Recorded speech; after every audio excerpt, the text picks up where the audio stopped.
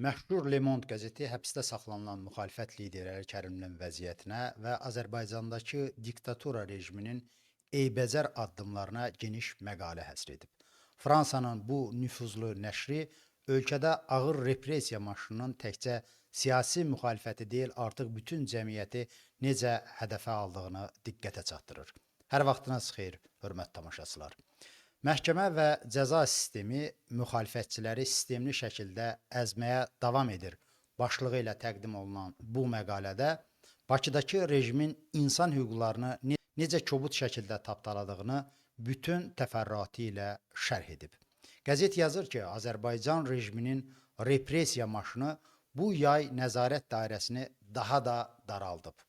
Son 2 il ərzində sərt təzyiqlərə məruz qalan müxalifətçilər və müstəqil jurnalistlərdən sonra indi də siyasi fəaliyyətlə məşğul olmayan sosial media istifadəçiləri və influencerlər ardıcıl həbslərin hədəfinə çevrilib.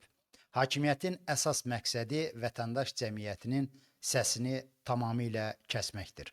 Məqalədə xüsusilə XCP sədri Əli Kərimlinin saxlanma şəraitinə diqqət çəkilir. Müxalifətin aparıcı simalarından biri olan 61 yaşlı Əli Kərimli yaxınlarının bildirdiyinə görə məhkəməsini gözlədiyi Dövlət Təhlükəsizlik Xidmətinin təcridxanasında cəza xarakterli ağır təqiblərə məruz qalır.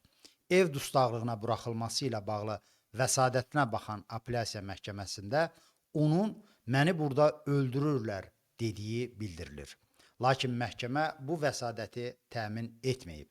Yaxınları Əli Kərimlinin fiziki vəziyyətində ciddi dəyişikliklər olduğunu, onun xeyli çəki itirdiyini və üzündə dərin qırışların yarandığını bildiriblər.